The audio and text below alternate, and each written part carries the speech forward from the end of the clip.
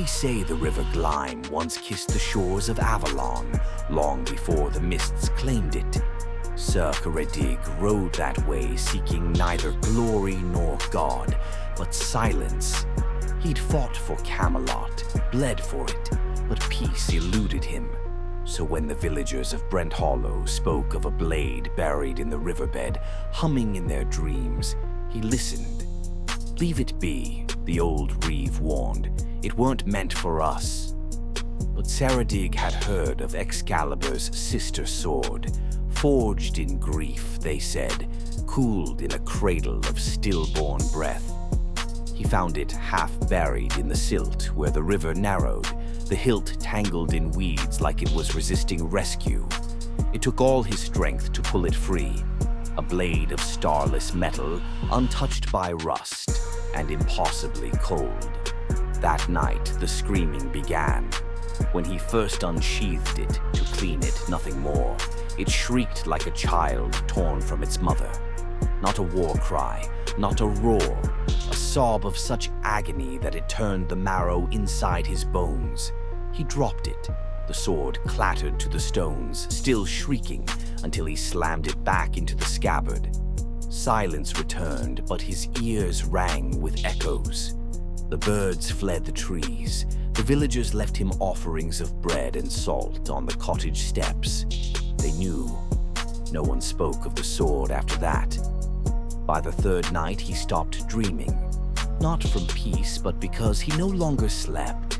The sword hummed beside him like a restless breath, like lungs still heaving after drowning. Each time he touched it, it whispered something in a language no tongue should form, wet syllables that gurgled and folded in on themselves. He tried to write the sounds down. The ink bled away. A week passed. His prayers turned brittle. Words broke in his throat. He would speak, but nothing came. Just a croak, or sometimes a low wail not entirely his own. The silence grew around him like ivy on a tomb. He returned to the river, thinking to throw the blade back, but it wouldn't leave his hand. His fingers, though he ordered them, would not let go. His arm trembled. The blade knew. It screamed again, louder now, like it had learned from him, grown stronger through his suffering.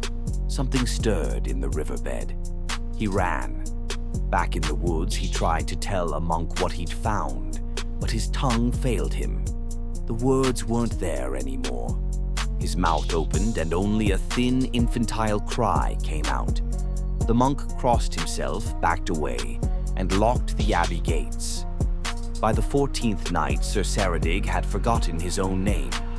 He'd carved what he remembered into the cottage walls, but even those marks had begun to curl into something alien. His thoughts ran in circles, no words, just flashes, water, screaming, steel. He dug up his horse's grave and wrapped the sword in its burial shroud. Still it screamed, still it screamed. The trees around the cottage leaned away. They found him months later, what was left of him. His armor sat empty beside the hearth, polished clean, but the body was gone. The blade rested atop the mantle, still sheathed, humming softly like a lullaby made of teeth. The walls were covered in scratches. Some said they formed runes. Others said they looked like finger bones scraping to escape. They sealed the place and never spoke of it again.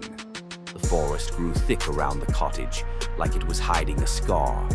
But sometimes, when the wind runs wrong and the mist rolls in, people say you can hear it.